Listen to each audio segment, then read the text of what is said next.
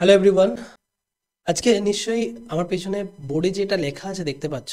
কি লেখা আছে? Descriptive math set one. অর্থাৎ আমাদের সামনে যে পরীক্ষাগুলো রয়েছে তাদের মধ্যে এই রিসেন্টলি ক্লার্কশিপ এবং মিসলেনিয়াসের পরীক্ষা হয়েছে। প্রথমে মিসলেনিয়াস, তারপরে ক্লার্কশিপ।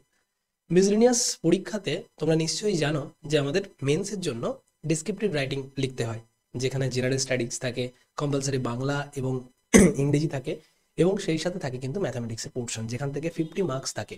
মোট 12টা কোশ্চেন থাকে এবং সেখান থেকে 10টা অঙ্ক করতে হয়। অর্থাৎ দুটো তোমার কাছে অপশনাল থাকে। অর্থাৎ তাদের মধ্যে থেকে বেছে 12টার মধ্যে থেকে তোমাকে 10টা করতে হয়, এবং সেই 10টা কোশ্চেন প্রত্যেকটাই 5 মার্কসের থাকে, এবং সেটা 50 নাম্বারের টোটাল। অর্থাৎ তোমাকে যদি তোমাকে যদি একটা গুড স্কোর করতে হয় ওভারঅল পরীক্ষাতে, মেন্সে, সেখানে কিন্তু এই 50 নাম্বারটা কিন্তু গুরুত্বপূর্ণ ভূমিকা পালন করবে। তোমরা যারা মিসলেনিয়াস পরীক্ষায় মনে হচ্ছে যে কাট অফ ক্লিয়ার করবে, তাদের অবশ্যই অবশ্যই আমার বলার আর অপেক্ষা রাখে না। তোমরা অলরেডি প্রিপারেশন শুরু করে নিয়েছো। আমাদের অনলাইনে পেড কোর্স চলছে মিসলেনিয়াস ডেসক্রিপটিভের অর্থাৎ মেন্সের। সেই সাথে অফলাইনেও কিন্তু পেড ক্লাস চলছে। যারা যারা পেড ক্লাসে জয়েন করতে চাও, অনলাইন বা অফলাইন, তারা কিন্তু নিচের দেওয়া নাম্বারে কিন্তু যোগাযোগ করে নিতে পারো। দ্বিতীয়ত, আমরা যে এই ক্লাসগুলো করছি, আজ থেকে আমরা একটা নতুন সিরিজ করছি। সপ্তাহে 2 দিন আমরা ক্লাস করব ডেসক্রিপটিভ ম্যাথামেটিক্সের। ক্লাস করাবো আমি, এবং যেখানে প্রত্যেক দিন 5 থেকে 6টা কোশ্চেন আমি রাখবো, যেগুলো আমাদেরকে আহ, দিশা দেবে, বা কিভাবে আমরা ডেসক্রিপটিভ অ্যান্সার রাইটিং প্র্যাকটিস করব অঙ্কের জন্য, সেটার বিষয়ে আমি তোমাদেরকে শেখাবো বা বলবো। অনেকেই অবজেক্টিভ যখন করে পাস করেছো বা ভালো মার্কস করছো, অনেক সময় কি হয়, অবজেক্টিভ করতে করতে ডেসক্রিপটিভ লেখা ভুলে যাই। ঠিক যেভাবে যখন প্রথম তোমরা শুরু করেছিলে অবজেক্টিভ করতে, তখন সবসময় বড় মেথডে করা হয়ে যেত বা এক্স ধরে করা হয়ে যেত। সেখান থেকে অবজেক্টিভে যেতে আমাদের টাইম লেগেছে। সেরকমই এখন আমরা যেহেতু অবজেক্টিভে বেশি প্র্যাকটিস করেছি, ডেসক্রিপটিভে আসতে কিন্তু সময় লাগবে। কিভাবে লিখবো, কোন জায়গাগুলো আমাদেরকে সতর্ক হতে হবে, কোন জায়গাগুলোই কিভাবে লিখলে বেশি মার্কস করা যাবে, মূলত আমি সেগুলো নিয়েই কথা বলবো। ঠিক আছে, চলো শুরু করা যাক। আমি এখানে বেশ কিছু প্রবলেম নিয়ে এসেছি, যেগুলো কোনো একটা পরীক্ষায়, মানে সেটা হতে পারে ডাব্লিউপি এসআই, সেটাও ডেসক্রিপটিভ, কেপিএসআই, পিএসসি মিসলেনিয়াসের বিগত দিনের যে পরীক্ষাগুলো, ক্লার্কশিপে একটা সময় ডেসক্রিপটিভ হতো।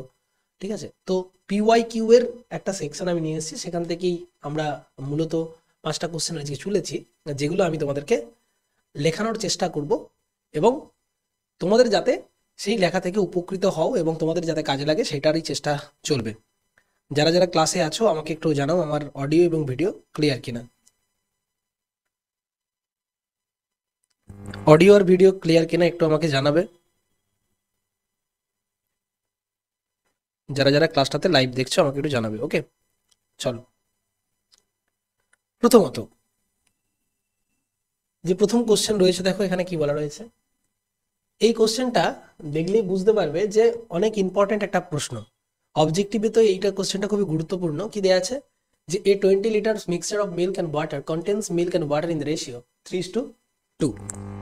10 liters of the mixture is removed and replaced with pure milk, and the operation is repeated once more. At the end of two removals and replacement, what is the ratio of milk and water in the resultant mixture? অর্থাৎ এখানে removal রিপ্লেসমেন্টের একটা অঙ্ক দেয়া আছে। অর্থাৎ এখানে 20 লিটারের একটা মিক্সারে দুধ এবং জলের একটা নির্দিষ্ট অনুপাতে ছিল, সেটা কত, 3:2। এখান থেকে 10 লিটার মিশ্রণ তুলে তার পরিবর্তে কি করা হয়েছে, সমপরিমাণ মিল্ক দিয়েছে। ভালো করে দেখো কি বলেছে, 10 liter of mixture remove and replace with pure milk and this operation repeated once more. আরও একবার এই প্রসেসটা করেছে। এমনিতে যখন অবজেক্টটা করেছি তখন কিন্তু জল অ্যাড করতে বলতো, কিন্তু এখানে কথাটা কিন্তু ভালো করে বুঝবে। এখানে দেওয়া আছে পিওর মিল্ক তোমাকে অ্যাড করেছি, অর্থাৎ যে 10 লিটার তুমি মিক্সার বার করেছো তার পরিবর্তে এখন মিল্ক গেছে। তাহলে এক্ষেত্রে দাঁড়িয়ে আমরা অঙ্কটা কিভাবে করব। এই অঙ্কটা শর্ট ট্রিক্সে করার জন্য মানে কয়েক সেকেন্ড লাগে, 10-12 সেকেন্ডের মধ্যে তুমি সমাধান করতে পারো। কিন্তু এখানে এর উত্তর কি হবে সেটা চলো দেখে নেওয়া যাক, বা কিভাবে লিখবো। তাহলে আমরা প্রথমেই লিখবো যে প্রথমে মিশ্রণের যে অনুপাত দেয়া ছিল সেখান থেকে আমরা কি করব, আমরা মিল্ক এবং ওয়াটারের পরিমাণটা বার করব।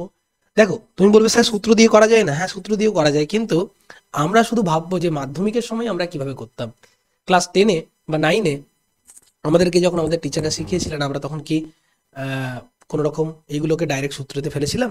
সূত্র যেগুলো করা যায়, অবশ্যই কম্পাউন্ড ইন্টারেস্ট সূত্র দিয়ে করব, যেখানে সূত্র প্রফিট আর লস তুমি সূত্র দিয়ে করতে পারো, কিন্তু যেগুলো সূত্র ছিল না, অনেক সময় আমরা ওই বিভিন্ন বই দেখে, শর্ট ট্রিক্সের বই দেখে একটা সূত্র মুখস্থ করে করে দিতে পারি, কিন্তু সেসব কিন্তু কাজে লাগবে না। এবং যিনি খাতা দেখবেন স্যাররা কিন্তু তোমার যে লেখাতে সন্তুষ্ট হবেন না, সেই দিকটা খেয়াল রাখতে হবে। তাহলে আমাদের প্রথম কথা বা প্রথম কাজ হবে কি, যে যেহেতু 20 লিটারের মিশ্রণে দুধ এবং জল আছে, যারা লিখবে পুরোটাই বাংলাতে লিখবে কিংবা পুরোটাই ইংলিশে লিখবে।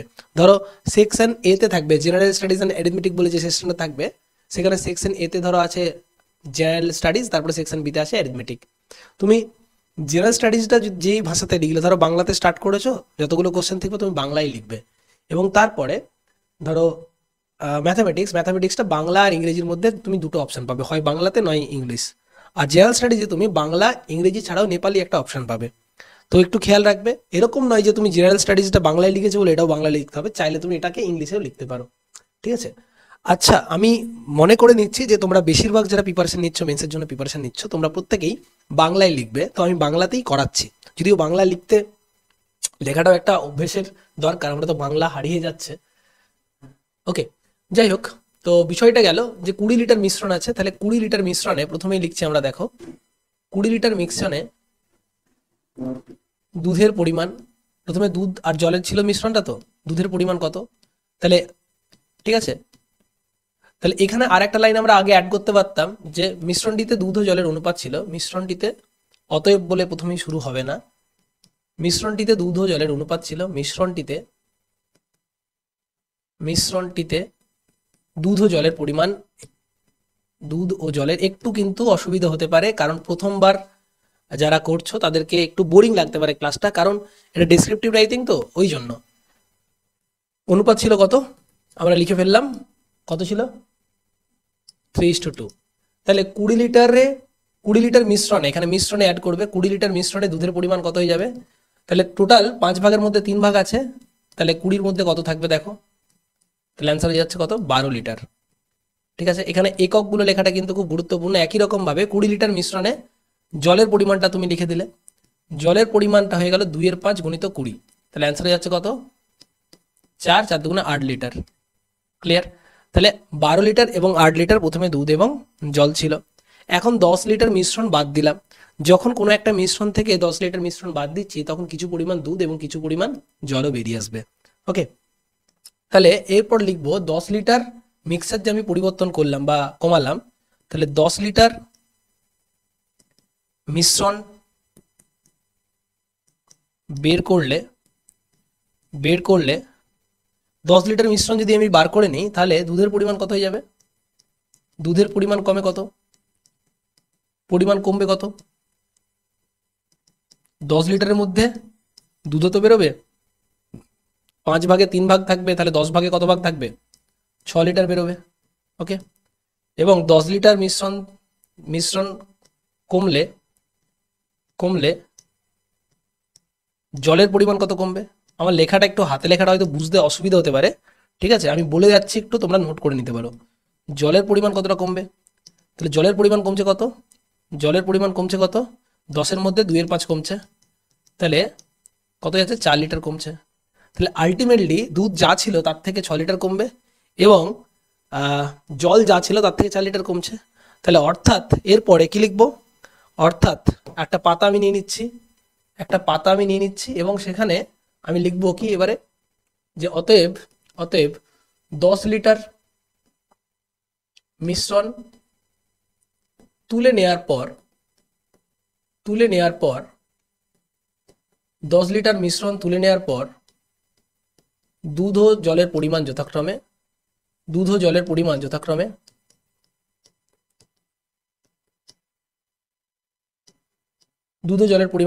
কত দাঁড়াবে, দেখো দুধও কমছে কত লিটার, দুধ কমেছে 6 লিটার এবং জল কমেছে কত লিটার, 4 লিটার। তাহলে দুধ কত ছিল বলো, প্রথমে ছিল কত, এই যে আগের স্লাইডে দেখো কত লিটার ছিল, 12 লিটার ছিল। তাহলে 12 লিটার থেকে 6 লিটার কমলো, আর 8 লিটার থেকে 4 লিটার কমলো, তাই না? তাহলে 12 থেকে 6 কমলো, ওকে, তাহলে 6 লিটার, ও 8 থেকে 4 লিটার কমলে কত হবে, 4 লিটার। ওকে, তাহলে আমি যখন 10 লিটার বাদ দিচ্ছি তখন এটা কমছে। এরপরে কি হয়েছে, 10 লিটার মিশ্রণের পরিবর্তে কি হয়, 10 লিটার মিশ্রণের পরিবর্তে 10 লিটার দুধ মেশানো হলো। তাহলে 10 লিটার মিশ্রণ তুলে মিশ্রণ তুলে কি হচ্ছে, মিশ্রণ তুলে কি করছি আমরা, 10 লিটার জল, জল না দুধ অ্যাড করছে। দুধ যোগ করলে দুধ ও জলের পরিমাণ হবে, দুধের পরিমাণ কত দাঁড়াবে, দুধের পরিমাণ কত দাঁড়াবে, 6 লিটার ছিল, আরো 10 অ্যাড করে দিলাম, তাহলে অ্যান্সার হয়ে যাচ্ছে 16 লিটার, হ্যাঁ কি না? 16 লিটার। এখনো কিন্তু 20 লিটারই হয়ে গেল। এখন দুধের পরিমাণ দাঁড়ালো 16 লিটার এবং জলের পরিমাণ দাঁড়াবে 4 লিটার। তাহলে অতএব এখন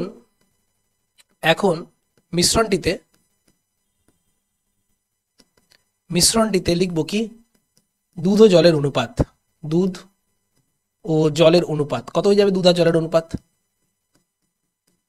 কত হয়ে যাবে, দুধ আর জলের অনুপাত। তাহলে দুধ দেখতে পাচ্ছি 16 লিটার এবং জল দেখতে পাচ্ছি 4 লিটার, তাহলে অনুপাত কত যাচ্ছে, 4:1, হ্যাঁ কি না? এরপরে আবার আমি 10 লিটার এখান থেকে বার করছি, ঠিক আছে? এরপর লিখবো আবার যখন আমরা আবার মিশ্রণটি থেকে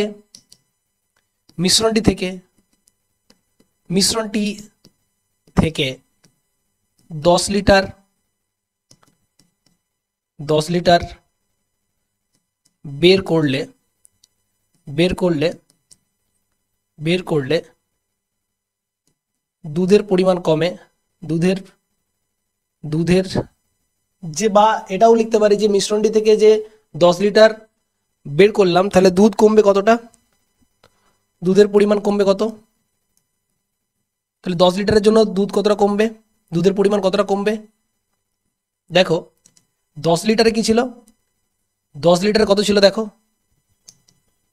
এখন অনুপাত কত, 4/1, অর্থাৎ 10 লিটার থাকবে কত, 4/5, 5 দিয়ে কেটে দাও, কত হচ্ছে 8 লিটার, হ্যাঁ কি না? তাহলে 8 লিটার দুধ বেরিয়ে যাবে, ঠিক আছে, ক্লিয়ার? এবং জল কমবে কত, 10-এর 1/5, তাহলে কমবে কত, 10-এর 1/5 করলে, 10-এর 1/5 করলে কত হচ্ছে, 5 দুগুণে 10, অর্থাৎ 2 লিটার, হ্যাঁ কি না? তাহলে এখন আবার 8 লিটার দুধ কমছে এবং 2 লিটার জল কমছে, তাহলে আরো একটা প্রসেস একবার করতে হবে আমাদেরকে। তাহলে এরপরে আমরা কি করব দেখো, এটা লিখব যে অতএব এখন মিশ্রণটিতে দুধ ও জলের পরিমাণ কত দাঁড়াচ্ছে,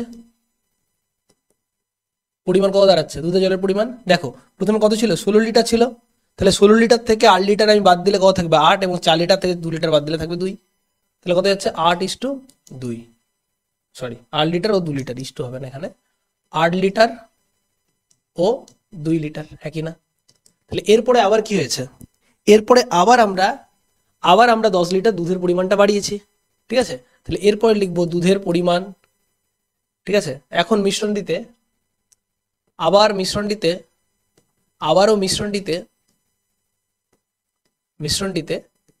10 লিটার দুধ যোগ করলে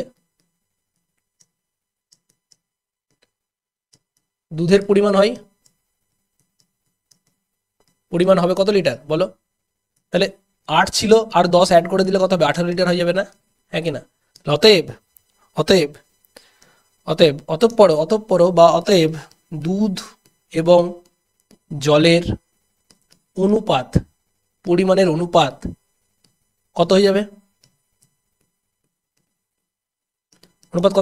তাহলে দুধ হয়ে যাচ্ছে কত লিটার, 18 লিটার, আর জল কত হয়ে যাচ্ছে বলো, 2 লিটার, তাই না? তাহলে কত যাচ্ছে, 9:1। তাহলে এখানে একটা নির্ণয় উত্তর বলে একটা সেগমেন্ট করবে, লাস্টে নির্ণয় উত্তর বলে সেগমেন্ট করে সেখানে তোমরা এই উত্তরটা লিখবে যে এই জিনিসটা, অর্থাৎ 20 লিটারের মিক্সার থেকে আমরা যদি এই দুবার তুলে নিই, তাহলে আলটিমেটলি দুধ আর জলের অনুপাত হচ্ছে এটা। তো এইভাবে আমরা লিখবো। কোথায় কোথায় মিস্টেক আমরা করতে পারি, এই যতবার দেখো আমি লিখেছি প্রত্যেকটা বার আমি এককগুলো লিখেছি, প্রত্যেকবার এককটা তোমাকে লিখতে হবে। একক লেখাটা খুব গুরুত্বপূর্ণ, এখানে এককটা লেখা এবং ভাষাগুলো এমন একটা করব খুব যেমন খাপ ছাড়া না হয়। আর চেষ্টা করবে আমি যেরকম মানে কি বলবো হ্যান্ডরাইটিং করেছি এর থেকে একটু বেটার করা, কারণ প্রেজেন্টেশনটাই কিন্তু পারফেকশনের দিকে নিয়ে যাবে তোমাকে। তুমি যত ভালোভাবে প্রেজেন্ট করবে, তোমার হাতে লেখা সুন্দর। আমি একটা লাইন শুরু করেছি এখানে, একটা লাইন শুরু করেছি এখানে, আমি যদি এই লাইনটা প্রত্যেকটাই এখান থেকে শুরু করতাম, আরো একটু দেখতে বেটার লাগতো। তাহলে দেখো, এই বলে না, পেহলে দর্শনধারী বাদ মে গুণ বিচারি, তো ডেসক্রিপটিভ রাইটিং এর ক্ষেত্রে সেটা কিন্তু খুবই গুরুত্বপূর্ণ। যারা যারা ক্লাসটা করলে বা আছো, তারা বুঝতে পেরেছো নাকি একটু আমাকে বলো। ওকে, তারা এই প্রথমের যে উত্তরটা, তারা সেটা বুঝতে পেরেছো কিনা বলো। ওকে, বোঝা গেছে? চলো নেক্সট, তাহলে পরের অঙ্কের দিকে যাই আমরা। কি দেয়া আছে দেখো, পরের অঙ্কটা কি দেয়া আছে, একটা বেসিক কোশ্চেন দেয়া আছে। দেখো কি দেয়া আছে এখানে, একটা সমাহার হ্রাস বলে একটা চ্যাপ্টার ছিল মাধ্যমিকে, বা কম্পাউন্ড ইন্টারেস্ট, বা এখানে পার্সেন্টেজের দিকেও বলতে পারি, পার্সেন্টেজ সাকসেসিভের আকারে আসছে। কি বলেছে, একটি price of A machine of A factory depreciate at the rate of 10%। বলছে কোনো একটা কারখানায় একটি যন্ত্রাংশের দাম বা যন্ত্রের দাম 10% হারে কমতে থাকে, ডেপ্রিসিয়েট মানে কমতে থাকছে। ঠিক আছে, at the rate of 10% of the price at the beginning of the year. প্রত্যেক বছরের শুরুতে 10% করে কমতে থাকছে। If the present price is কত, 60,000, এখন যদি 60,000 টাকা তার দাম হয়, then what will be the estimate price after 3 year. 3 বছর পরে এস্টিমেট প্রাইস তার কত হবে, এই বিষয়টা তোমাকে জানাতে হবে বা বলতে হবে। তাহলে আমরা কি করব বা কিভাবে করতে পারি একটু দেখে নেওয়া যাক। তাহলে তোমরা বলবে স্যার সমাহার হ্রাস, আমরা এইটাকে আমরা কম্পাউন্ড ইন্টারেস্ট দিয়ে করতাম। ঠিক আছে, ওকে, আমরা এটাকে দুটো ভাবে করতে পারি, একটা হচ্ছে বেসিক নিয়মে আর একটা সূত্র দিয়ে।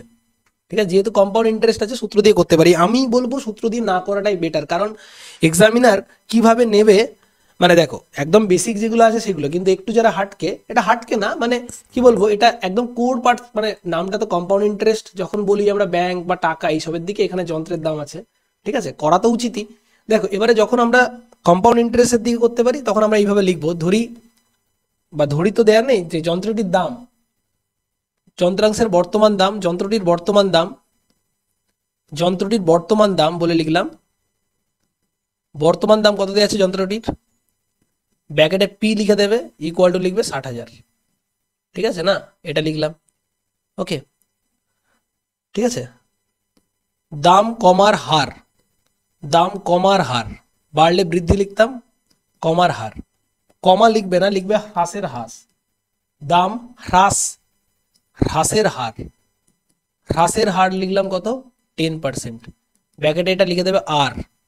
ঠিক আছে, সময় কত, সময় টি, ইকুয়াল টু লিখলাম 3 বছর, লিখে দিলাম। অতএব 3 বছর পরে, 3 বছর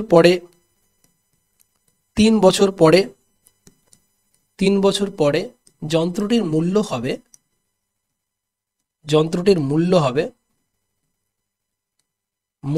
কত হবে, যন্ত্রটির মূল্য হলো পি গুণিত 1 - r/100 ব্যাস। এখানে সূত্র বসিয়ে তোমরা করতে পারো, কিন্তু অনেকেরই কনফিউশন থাকে, স্যার এটাতে নাম্বার পাবো কিনা। দেখো নাম্বার তো দেওয়া উচিত, কারণ এটা মাধ্যমিকে কোর সমাহার হ্রাসের একটা চ্যাপ্টারের অঙ্ক, তাহলে সেই জায়গায় দাঁড়িয়ে নাম্বার কিন্তু দেওয়া উচিত। কিন্তু যদি না দেয়, তখন তো আমি চার্জ করতে পারবো না। তো সেই জায়গায় দাঁড়িয়ে আমি তোমাদেরকে রেকমেন্ড করব, তোমরা এইভাবে অবশ্যই করতে পারো। এটা কাটলে সেটা দুর্ভাগ্য হবে, কিন্তু যদি এইটা ছেড়ে অন্য কিছু করতে চাও, তাহলে সেক্ষেত্রে আমি বলবো এটাকে ডাইরেক্ট লিখে লিখে করতে পারি। তাহলে ধরি যন্ত্রটির বর্তমান দাম, প্রথমে লিখে দেবো ধরি যন্ত্রটির বর্তমান দাম, অর ধরি যন্ত্রটির বর্তমান দাম কত টাকা, 60,000 টাকা। 1 বছর পরে যন্ত্রটির দাম হবে কত, 1 বছর পরে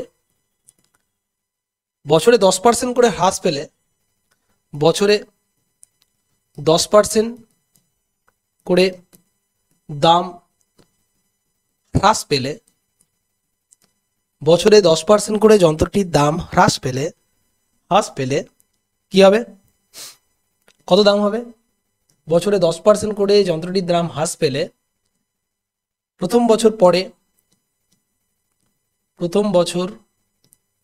পরে যন্ত্রটির দাম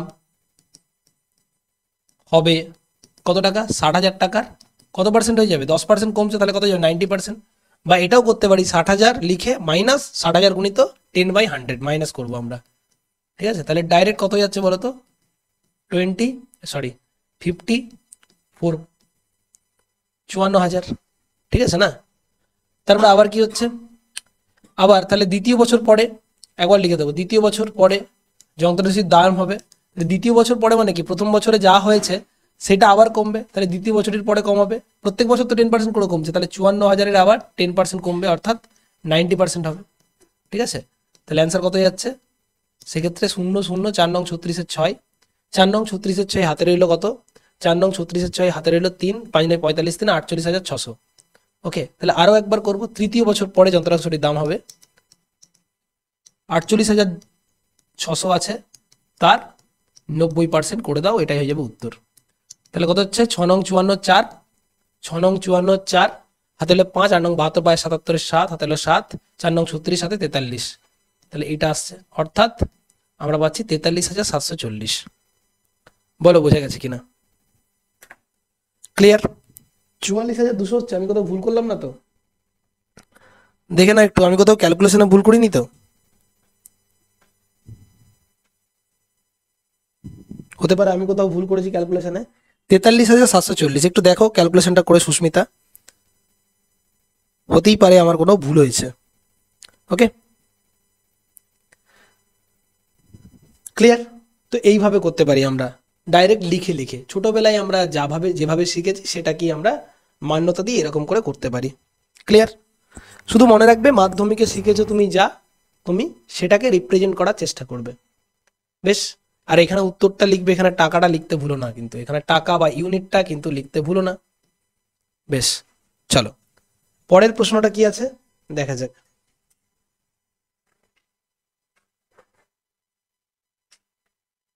পরের প্রশ্ন দেখো কি আছে,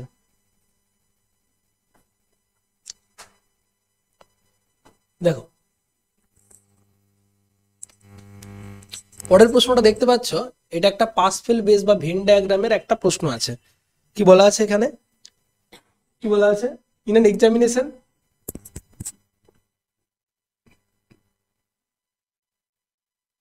60% of the candidates passed in English, 55% of mathematics and 20% failed in both। বলছে কোনো একটা পরীক্ষাতে 60% অফ দ্য ক্যান্ডিডেট, টোটাল যে ক্যান্ডিডেট ছিল তার 60% ইংলিশে কি করেছে, পাস করেছে, এবং 50% হচ্ছে পাস করেছে অঙ্কে, এবং 20% ফেল করেছে বোথে, মানে পুরোটাতে। তাহলে তাহলে কি হয়েছে, if 150 candidate passed in both, যদি টোটাল 150 জন ক্যান্ডিডেট যদি পাস করে থাকে, তাহলে টোটাল নাম্বার অফ ক্যান্ডিডেট কতজন ছিল এটা আমাকে বার করতে বলে। এটা তো এমনিতে আমরা খুব সহজেই করতে পারি যখন আমরা এটাকে বেসিক নিয়ম ধরে করব। হ্যাঁ স্যার ঠিক আছে, আমার থার্ড ইয়ারের ক্যালকুলেশনটা গুনে ভুল হয়েছে, ওকে ওকে ঠিক আছে। তো এইবার দাঁড়িয়ে আমাকে এটুকু বলো যে এই অঙ্কগুলোকে খুব তাড়াতাড়ি আমরা করতে পারতাম, ভেন ডায়াগ্রাম এরকম একটা করতাম, এখানে একটা করতাম, এটা ওভারঅল এইভাবে করতাম। এবার এই অ্যাপ্রোচটাই আমরা লেখাতে এই কৌশলটা ব্যবহার করব। কিরকম, ধরে নিচ্ছি মোট ক্যান্ডিডেট আছে কতজন, 100 জন, ঠিক আছে, মোট ক্যান্ডিডেট আছে 100 জন। তাহলে আমরা লিখে দেবো, ধরি ধরি এক্স জনও আমরা ধরতে পারি, হ্যাঁ এক্স জনও ধরতে পারি, আমরা এক্স জনও ধরতে পারি, কোনো অসুবিধা নেই, ঠিক আছে। ধরি মোট পরীক্ষার্থী এক্স জন ধরেও করতে পারি আমরা, ঠিক আছে, চলো আমরা এক্স ধরেও করার চেষ্টা করি। ধরি মোট পরীক্ষার্থী, মোট পরীক্ষার্থীর মোট পরীক্ষার্থীর এইভাবেও লিখতে পারি, মোট পরীক্ষার্থী কতজন, এক্স জন, মোট পরীক্ষার্থীর পরীক্ষার্থীর মোট পরীক্ষার্থীর সংখ্যা এক্স জন। তাহলে তাদের মধ্যে 60% যদি ইংরেজিতে পাস করে, তাহলে লিখবো 60% ইংরেজিতে পাস করলে, একটু ভালো করে লিখবে, আমি অত ডিটেলটা লিখছি না, একটু দেখাচ্ছি জাস্ট। আমি এই, তুমি লিখবে মোট পরীক্ষার্থী 60%, আমি ওটা লিখছি না, এখানে লিখবে হ্যাঁ 60% ইংরাজিতে কি বলেছে, পাস করেছে, বোথটা কি আছে ফেলে, তো আমরা পুরোটা ফেলে ধরবো, 60% ইংরেজিতে পাস করলে 60% ইংরেজিতে পাস করলে ফেল করে কতজন? ফেল করে কতজন? তাহলে ফেল করে ইংরেজিতে আর কি, ইংরেজিতে ফেল করে কতজন? তাহলে এক্স এর 40%, অর্থাৎ এক্স এর 40 গুণিত 100 বা 40/100, এত পার্সেন্টেজ আর লিখবো না, ঠিক আছে, এতজন। আবার মোট পরীক্ষার্থীর কত পার্সেন্ট? 50% পাস করেছে ইংরেজিতে, তাহলে 50% ম্যাথামেটিক্স বা অঙ্কে অঙ্কে বা গণিতে পাস করলে ফেল করে কতজন, মানে গণিতে ফেল কতজন? এক্স এর কত পার্সেন্ট গো? এক্স এর কত যাবে? এক্স এর 50%, 50/100, এতজন। ক্লিয়ার? তাহলে এরপর আবার কি বলেছে? 20% উভয় বিষয়ে উভয় বিষয়ে কি করে বলো? ফেল করে। 20% আছে উভয় বিষয়ে ফেল করে, অর্থাৎ কতজন ফেল করছে উভয় বিষয়ে? এক্স এর 20%, তাহলে 20/100 জন। তাহলে কি করলাম আমরা এখানে? আমরা মোট কতজন পরীক্ষার্থী ধরলাম? এক্স জন। 60% ইংরেজিতে ফেল পাস করেছে, মানে ফেল করেছে তার 40%, 50% অঙ্কে পাস করেছে, ফেল করেছে এতজন, আর ওভারঅল এত। তাহলে এরপরে আমি দেখব শুধুমাত্র ইংরেজিতে এবং শুধুমাত্র অঙ্কেতে কতজন ফেল করে। ঠিক আছে, কতজন ইংরেজিতে ফেল করে কেবলমাত্র, আর কতজন অঙ্কে ফেল করে। লিখবো শুধুমাত্র ইংরেজিতে ফেল করে, শুধুমাত্র ইংরেজিতে ফেল করে কতজন? শুধুমাত্র ইংরেজিতে কতজন ফেল করে?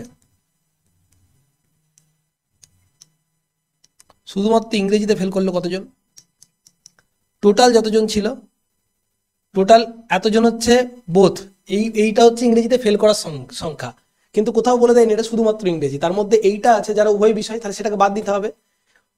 টোটাল ইংরেজিতে যতজন তার থেকে উভয় বিষয়টা বাদ দিতে হবে। তাহলে কত হবে? 14x/100 মাইনাস 20x/100, তাহলে কত হচ্ছে? 20x/100 জন। ডাইরেক্ট লিখবো 20x/100 জন, আমরা ছোট করছি না, পরে করে নেবো। এটা হচ্ছে শুধুমাত্র ইংরেজিতে ফেল করা ক্যান্ডিডেটের সংখ্যা, ঠিক আছে, শুধুমাত্র ইংরেজিতে। এবার আমরা যদি দেখতাম শুধুমাত্র অঙ্কে ফেল করা ক্যান্ডিডেটের সংখ্যা, তাহলে লিখবো এরপর শুধুমাত্র অঙ্কে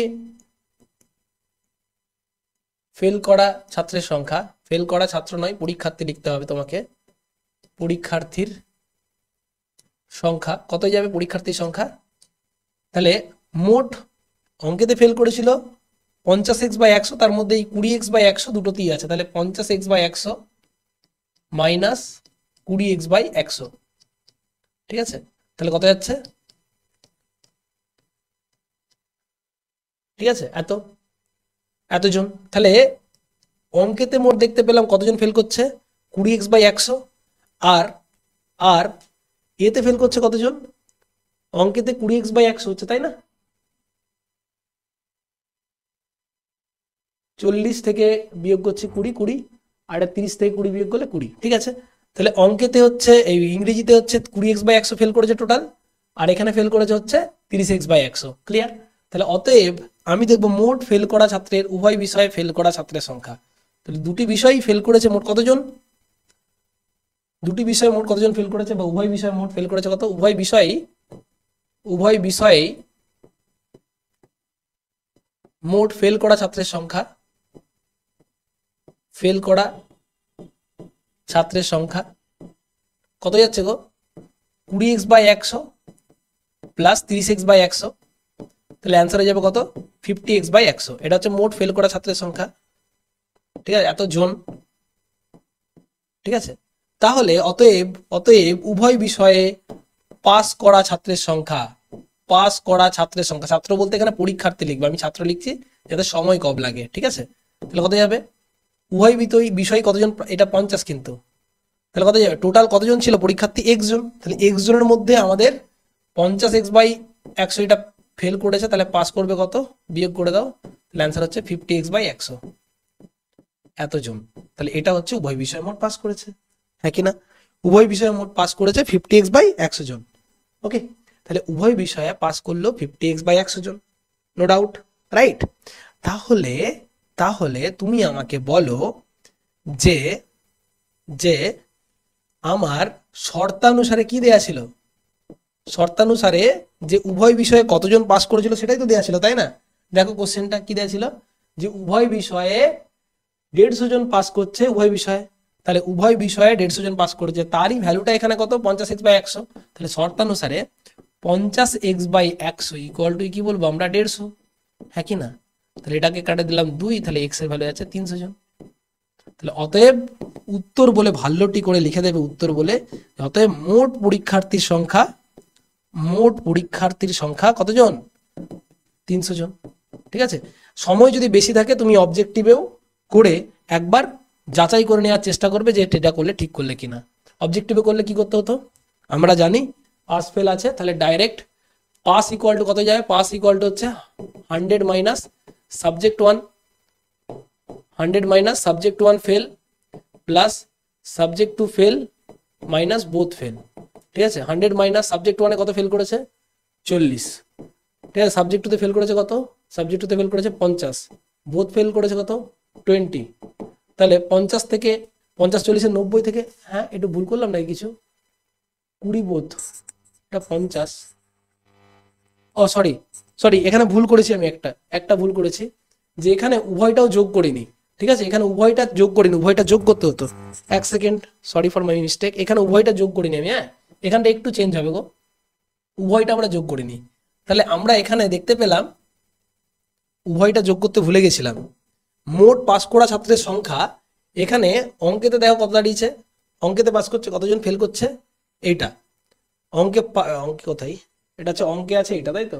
ইংরেজিতে পাস করা ফেল করা হচ্ছে এত, ইংরেজিতে হচ্ছে এটা, তাহলে শুধুমাত্র ইংরেজিতে হচ্ছে 20x/100। ঠিক আছে, 20x/100, 60 40, 20x/100।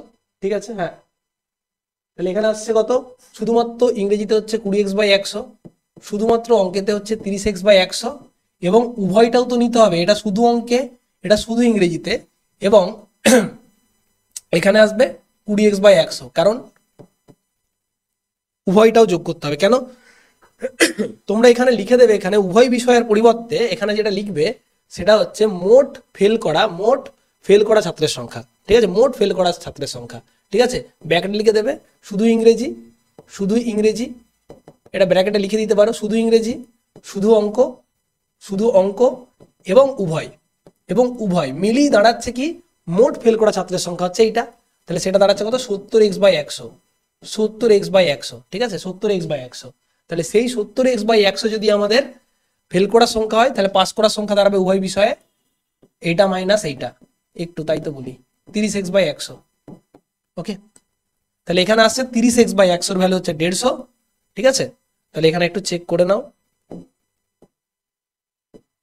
30x/100 আসছে, রাইট? 30x/100, তাহলে 30x/100 ভ্যালু হয়ে যাচ্ছে কত? 150। ওকে, তাহলে এটা আসছে কত? পুরোটা তো যাবে না, 0 0 করে দাও, এটা 3 5 15 50, তাহলে এক্স এর ভ্যালু হচ্ছে 500। তাহলে টোটাল পেশ করা হয়ে যাচ্ছে 500 জন। তুমি অবজেক্টিভে করতে গিয়ে আমার ধরাটা পড়লো যে এখানে কত আসছে? 100 মাইনাস 90 মাইনাস 20 মানে 70, তাহলে অ্যান্সার হচ্ছে 30%। তাহলে এই 30%-এর ভ্যালুই কত দেওয়া আছে? 30%-এর ভ্যালুটা দেওয়া আছে 150, তাহলে 1%-এর ভ্যালু নিশ্চয়ই 5, আর 100% নিশ্চয়ই 500। এটা হচ্ছে অবজেক্টিভে করতাম আমরা এইভাবে। ঠিক আছে, সবসময় মনে রাখবে আমাদেরকে 3টে জিনিস মাথায় রাখতে হবে। কি জিনিস? 3টে। সেই 3টে জিনিস হচ্ছে কি? সেই 3টে জিনিস হচ্ছে কি, আমাদের যখন পাস থেকে ফেলে কনভার্ট করছি তখন টোটাল ফেল বা টোটাল পাস বার করার জন্য যখন ডেসক্রিপটিভ ভাবে করব, শুধু একটা সাবজেক্ট অন্য একটা সাবজেক্টে শুধু প্লাস টোটালটা অর্থাৎ উভয়টা, 3টে মিলে তোমাকে যোগ করতে হবে। ঠিক আছে, 3টে মিলে তোমাকে যোগ করতে হবে। ওকে, কি বললাম? শুধু অঙ্ক, এখানে শুধু ইংরেজি যোগ করব, শুধু অঙ্ক যোগ করব, এবং তার সাথে কি যোগ করব? উভয়টা। এটা হচ্ছে শুধু ইংরেজি, এটা হচ্ছে শুধু অঙ্ক, এটা হচ্ছে উভয়, এই 3টে যোগ করি হচ্ছে টোটাল ফেল। তাহলে পাস কত হয়ে যাচ্ছে? যতটা ধরেছিলাম সেখান থেকে বিয়োগ করে দিতাম। ক্লিয়ার? বলো সুস্মিতা, বুঝতে পেরেছো? বা আরো যারা আছো তোমরা বুঝতে পেরেছো প্রত্যেকে? ক্লাসটা ভালো লাগলে অবশ্যই লাইক করে দিও। চলো নেক্সট, পরের কোশ্চেনটা দেখো কি বলেছে। কি বলেছে? বলছে the expenses of wheat, flour, meat, vegetable of a family আর 12:17:, এটা এই কোশ্চেনটা সম্ভবত 2018-ওর ডাব্লিউবিপি কনস্টেবলে, ডাব্লিউবিপি এসআই এই কোশ্চেনটা এসেছিল মেন্সে। ঠিক আছে, কি বলছে?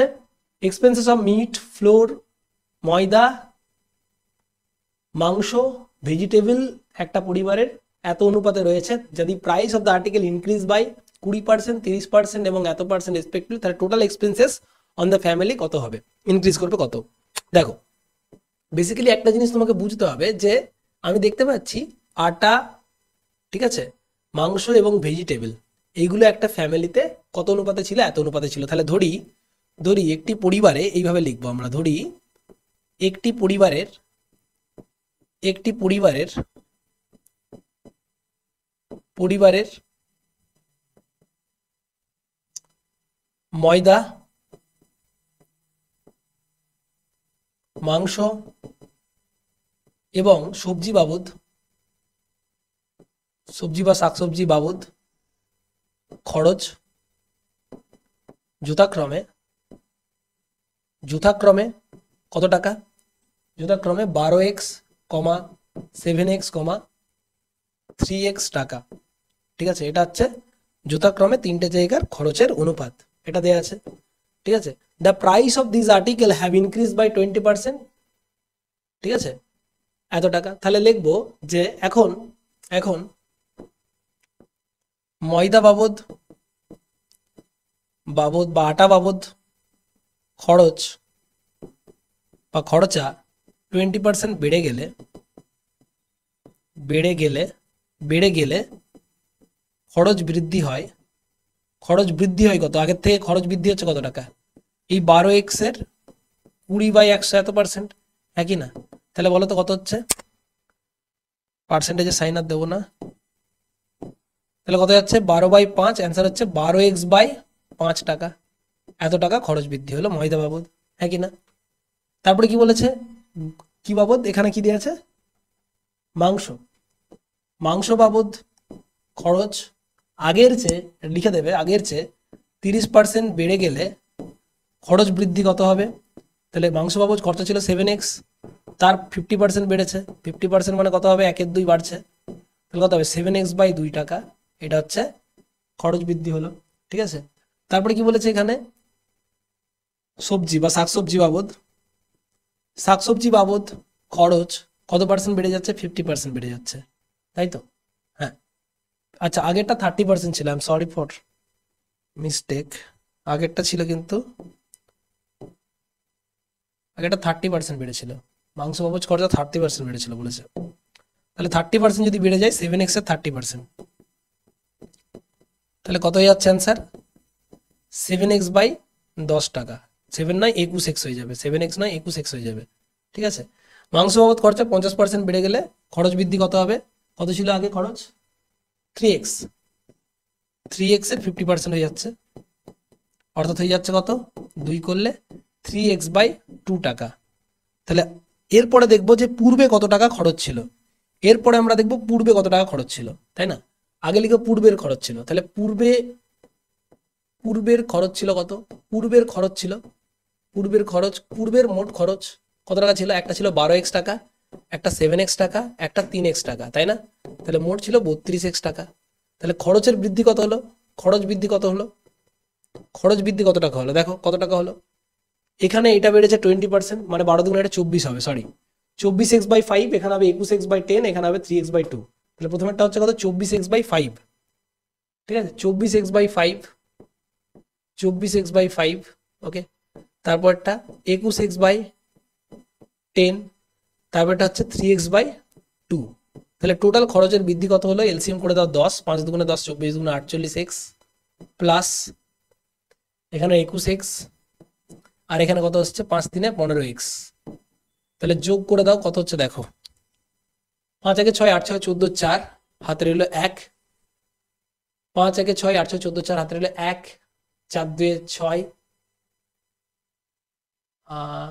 4 2 6 কে 7, 7 থেকে 8, 8, ঠিক আছে, এত এক্স এত বাই এটা, তাহলে এইটুকুটা বৃদ্ধি পেল, ওকে। তাহলে আমাদের শতকরা বৃদ্ধি চেয়েছে, হ্যাঁ কি না? ঠিক আছে, ঠিক আছে, আমাদের দেখবো শতকরা বৃদ্ধি কত, তাহলে শতকরা বৃদ্ধি কত হয়ে যাচ্ছে বলতো, তাহলে শতকরা বৃদ্ধি ইকুয়াল টু কত হয়ে যাচ্ছে, এইটা হচ্ছে বাড়ছে কততে, 32x এ, হ্যাঁ কি না? তাহলে 84x/10 বাড়ছে কততে? 32x-এ। তাহলে 100-তে কত হবে? অ্যান্সার কত হবে? 100-তে। খতম করো। ঠিক আছে, তাহলে এখান থেকে আমরা বার করতে পারি এক্স এক্স এ কেটে যাচ্ছে, এখানে একটা শূন্য তো কেটে যাচ্ছে, তাই না? 84 এটা গুণিত হয়ে যাচ্ছে 10।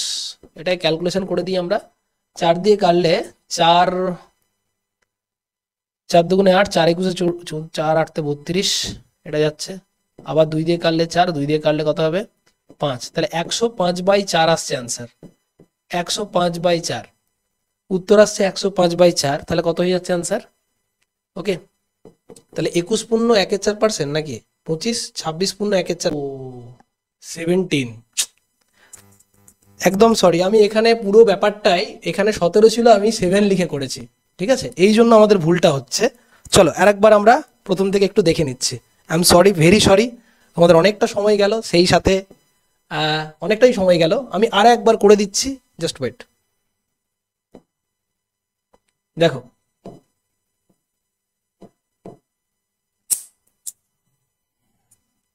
দেখো পুরো কোশ্চেনটাই আমি আর একবার করে নিচ্ছি। পুরো কোশ্চেনটাতে যেটা ছিল যে আমাদের 12:17:3 ছিল। ঠিক আছে, তাহলে প্রথমে একটা ছিল 12x, একটা ছিল 17x, আর একটা ছিল 3x। ঠিক আছে, লেখাটা তুমি দেখে রাখবে। আমাদের ভুলটা কোথায় হয়েছিল? আমাদের ভুলটা হয়েছিল এখানে, এখানে ভুলটা হয়েছিল কোথায়? এখানে আমরা 17 লিখেছিলাম, এখানে 7-এর বদলে 12-এর বদলে, এখানে 7-এর বদলে 17-এর বদলে 7 লিখেছিলাম। এখানে হবে 17x। ঠিক আছে, 17x, এখানে হবে 17x, তাহলে এখানে হতো 5.1, তাহলেই ঠিক হয়ে যেত আর কি। ঠিক আছে, কোনো বিষয় না। দেখো, তো আমি এখানে করে দিচ্ছি পুরো ব্যাপারটাই একবার। এখানে 17x, তাহলে এটাকে যদি আমরা 20% বাড়াতাম, এটা কত হতো? 12-এর 20% বা 20/100, তাহলে কত হচ্ছে? 12 দুগুণে 24, মানে 2.4x এটা হতো। ঠিক আছে, এখানে যদি আমরা 30% বাড়াতাম, ঠিক আছে, তাহলে কত বৃদ্ধি হতো? 5.1x/100, 351/100, এটাকে আমি পয়েন্টে করে দিচ্ছি। এইটাকে 50% বাড়ালে কত হতো? 3x-এর 50/100। ঠিক আছে, অ্যান্সার কত হয়ে যাচ্ছে? অ্যান্সার হয়ে যাচ্ছে 1.5x। তাহলে আলটিমেটলি এটাতে বাড়ছে কত? এটাতে বাড়ছে এইটা, এটাতে বাড়ছে এটা, এটাতে বাড়ছে এইটা। 5 দুগুণে 7, 5 2 7 8, 8 + 1 হয়ে যাচ্ছে 9, তাহলে টোটাল 9x বাড়বে। তাহলে আগে কত ছিল টোটাল? 32x, তাহলে 32x-এ বাড়ছে কত? 32x-এ বাড়ছে 9x, তাহলে 100-তে কত বাড়বে? এটাই হচ্ছে উত্তর। x কেটে দাও, তাহলে 900/32 এটাই হবে অ্যান্সার। ঠিক আছে, 900/32 এটাই হবে অ্যান্সার। এবং এটা যেটা উত্তর হবে পূর্ণবেগে তোমরা লিখে দেবো, হোয়াট এভার ইট ইজ। ঠিক আছে, কিন্তু অ্যাপ্রোচটা, কোশ্চেনটার লেখাটার ধরনটা, আমাদের তো এখানে মেন ধরনটা, আমাদের এই ধরনটা আমাদেরকে এইভাবেই লিখবো। আমি ধরনটা এখানে দেখালাম। ঠিক আছে, এখানে হয়তো আমরা এখানে ডাটাটা ভুল টুকেছিলাম বলে আমাদের অঙ্কটা এতক্ষণ দেরি লাগলো বা এত জটিল হলো, কিন্তু বিষয়টা মূল যেটা আমাদের বোঝানোর চেষ্টা, সেটা হচ্ছে এই লেখাটা। আশা করি লেখাটা বুঝতে পেরেছো, যারা আছো একটু বলবেন। ঠিক আছে, ডাটাটা একটু ভুল করেছিলাম, একদম 17-30% হবে। একটু আগে কমেন্ট করে দিলে সুস্মিতা, আমাদের এতক্ষণ সময় লাগতো না, তাই না? ঠিক আছে, তো ডাটাটা একটু ভুল লিখেছিলাম আমি। ওকে, চলো ঠিক আছে, প্রত্যেককে অনেক ধন্যবাদ। আমরা প্রত্যেক সপ্তাহে কিন্তু এরকম একটা করে, দুটো করে ক্লাস আনবো। ঠিক আছে, বুধবার এবং শুক্রবার এই একই টাইমে তোমাদের 5:30 থেকে কিন্তু ক্লাসটা কন্টিনিউ হবে। আবার দেখা হচ্ছে আগামী বুধবার। যারা যারা আমাদের অনলাইনে পেড এবং অফলাইনের ব্যাচে জয়েন করতে চাও, অবশ্যই নিচের দেওয়া নাম্বারে কিন্তু জয়েন করতে পারো, কল করে নিতে পারো। ওকে, ক্লিয়ার এভরিওয়ান? বুঝতে পেরেছো? একটু আমাকে জানিয়ে দাও বুঝতে পেরেছো কিনা। ক্লিয়ার? আমাদের লেখাটার উপর ফোকাস রাখবো, এবং এটা তো বাকি তোমরা করতেই পারবে। ঠিক আছে, এই ভুলটা একটু আগে ধরা পড়লে এতটা সময় আমাদের ওয়েস্ট হতো না। ঠিক আছে, থ্যাংক ইউ এভরিওয়ান।